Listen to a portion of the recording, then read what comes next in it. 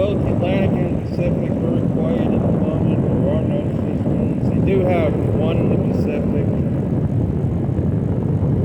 We did have several systems in the Pacific last week, but all three of them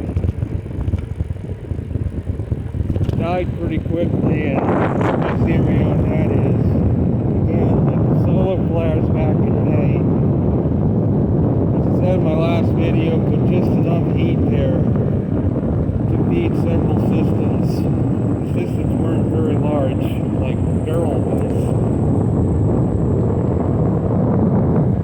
I still feel that Beryl on the Atlantic side sucked up most of the heat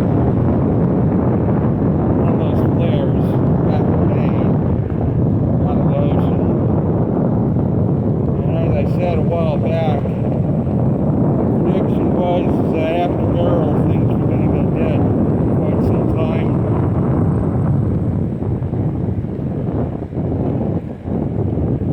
Which flew in the face of many predictions, which almost unanimously, everybody across the board was predicting a record season for hurricanes, which I saw no basis for it. The reason they are admitting now that Atlantic sea surface temperatures are rapidly cooling. I've seen headlines recently. Of course, they got to come up with some reason as to why this hurricane season isn't working out like they predicted. We are knocking on the door of September 1st, peak of the season. There are no storms at the moment. So we're going to go at least probably 2 weeks into the middle of September, unless something pops up very, very quickly near the coastline. It doesn't seem likely.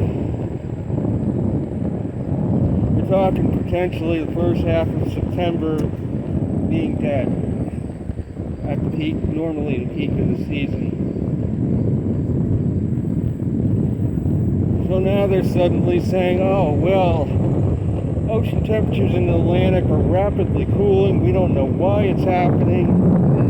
Have no explanation for it. They're calling it Atlantic La Nina. I've never heard the term before until now. On the Atlantic side.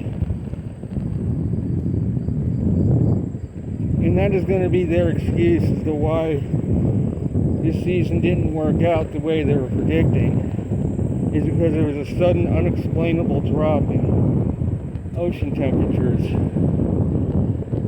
The real truth is, ocean temperatures were never that, as I've been saying over and over again, we're being lied to about the ocean temperatures being record warm. They never really were. I'm old enough to remember back 2005, the kind of season that was the last really active season we had, naturally active, without interference from man.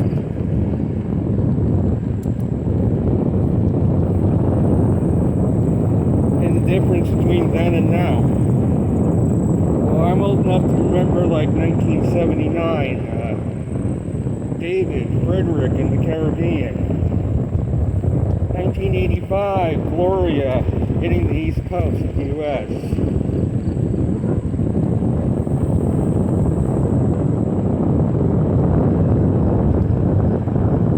Since the early 90s, the east coast of the U.S. has remained unscathed from hurricanes.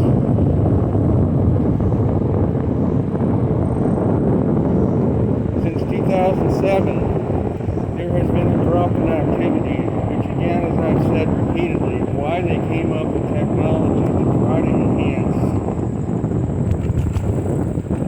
more of these storms to develop. But I feel now that we have potentially reached the threshold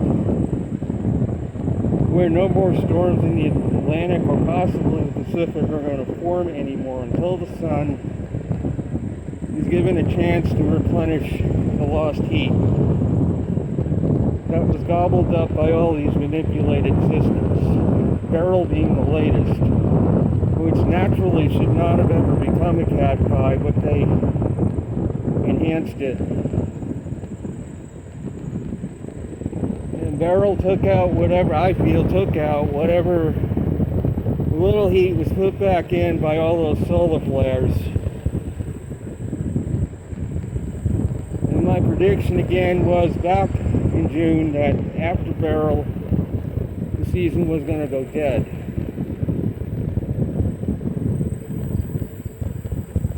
We were not going to have a record season like so many people were saying.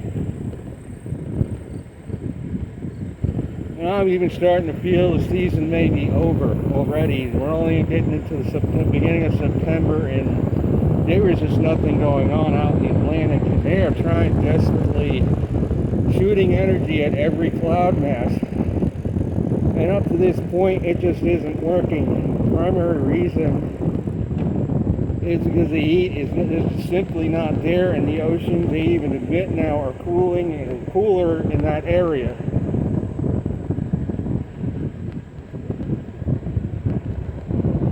And yeah, there's talk of the ITCZ and tropical convergence zone, rain in the Sahara Desert. They're trying to blame that on global warming now, claiming that the intertropical convergence zone has shifted north, and 5,000 years ago, the area when the climate was really warm, Sahara Desert was wet. That's true. But is that what's causing this rain in the Sahara? I highly doubt it. I looked this morning, and the reason why the Sahara is getting rain, it has nothing to do with the Hadley cell shifting north, being the subtropical high as a whole. It has more to do with the subtropical high being weaker, which allows the rains from ITCZ to migrate further north, because if the high is not as strong,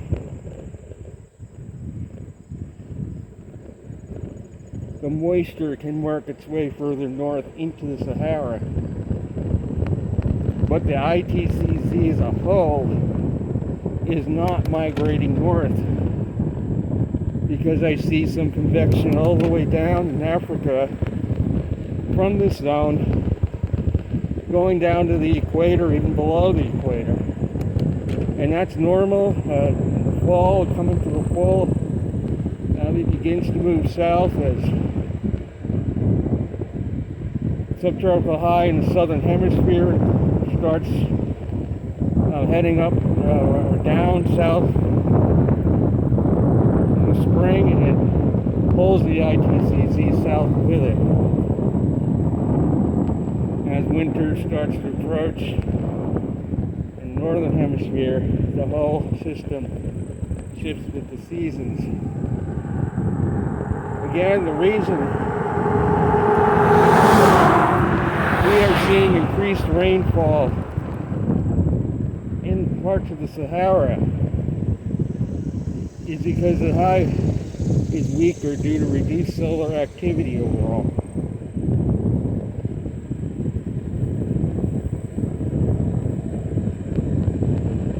And in the Atlantic, this subtropical high has set up south of where it normally is. So the ITCZ in the Atlantic is practically hugging the coast of South America below this high. It's hard to get hurricanes set up like that.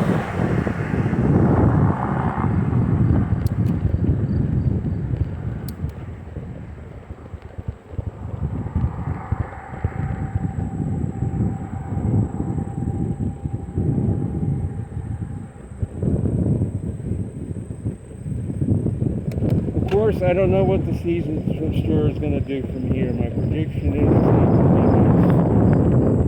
maybe at most one or two more storms.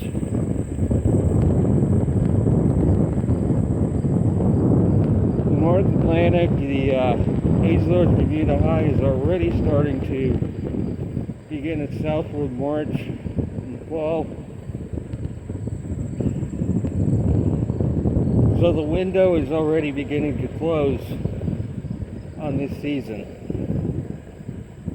If we don't get anything within the next 2 weeks, I'd say if we're going to get anything, it will be probably a week or two from now, at most.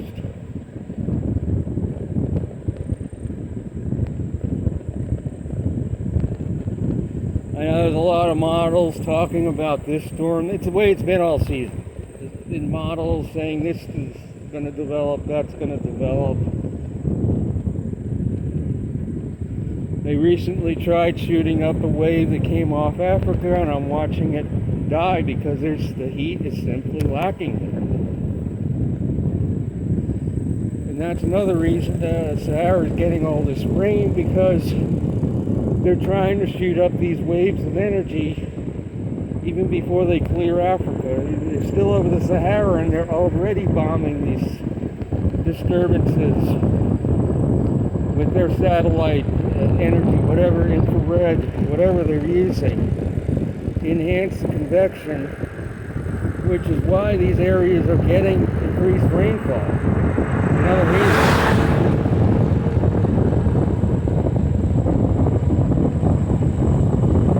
Where maybe normally they would not develop into heavy rain producers. Being over land, it's a lot easier to do that over land than over water. Water, contains only so much heat. Land is continually being replenished by the sun, heating it day after day. The ocean is a lot slower to warm than the land is.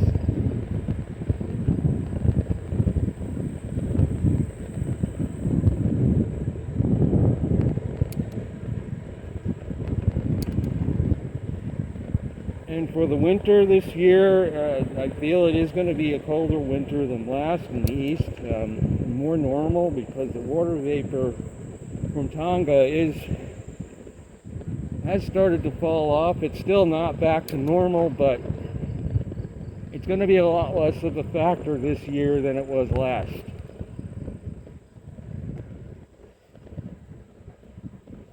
And when it gets to the point where it's not that much, as I touched on in my last video, we could have some record snowfalls this winter.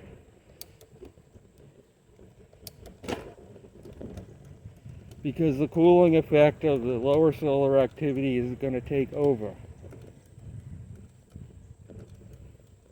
any warming that had occurred in that eruption. It was water vapor, especially in the northern polar regions, is beginning to drop off. It's still above average. So this water vapor is starting to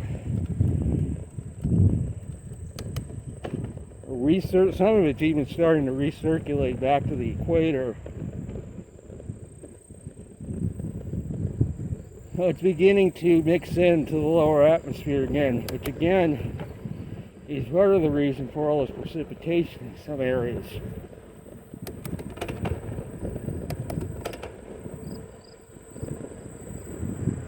So I feel this winter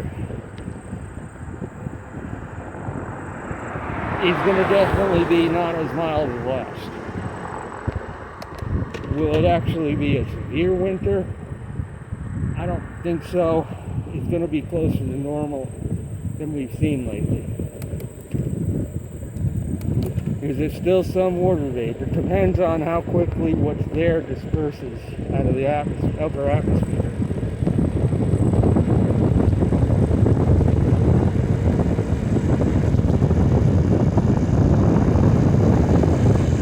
If I was in the powers that be, I would have left everything alone this year. Let it be a below average season for the next few years. Let the sun replenish the heat in the oceans a little bit before trying to manipulate it again. If I was in if I wanted to see a record season in the future, because this year the heat just is lacking. I've been saying that.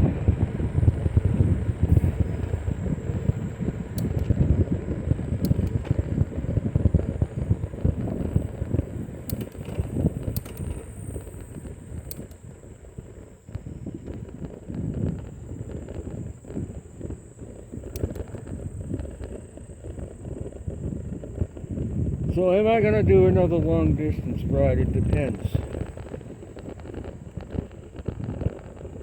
I'm not sure if I'm going to try to get some panniers and do it myself, because man, $1,000 a week for a long distance ride is way too much money. I'm not a millionaire by any stretch of the imagination. I could not afford that kind of a trip for very long, unfortunately. That's that costly.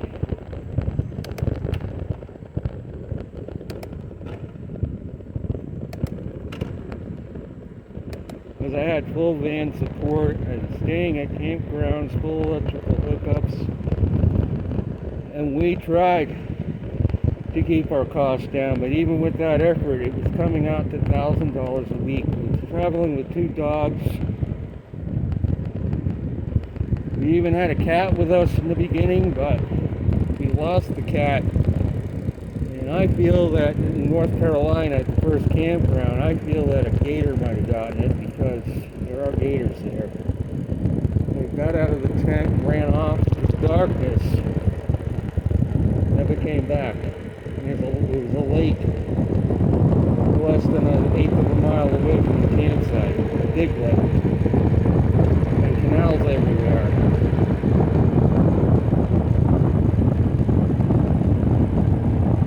But traveling like that is very, very costly. I don't know if I'm going to even, unless I went back to work or figured out some side hustle.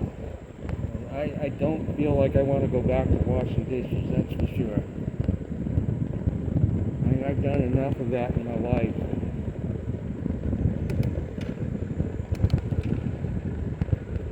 It may come down to if I want to do another tour, similar to the one I just did, and everybody comes along with me. I'm probably going to have to generate some additional income somehow to pay for it. Otherwise, I'm going to go broke.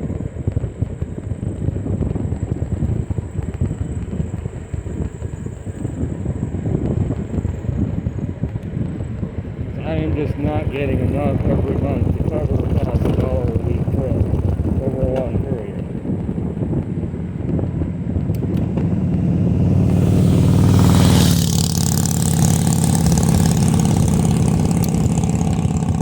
Knock it down to $500 a week, I would probably be able to do it.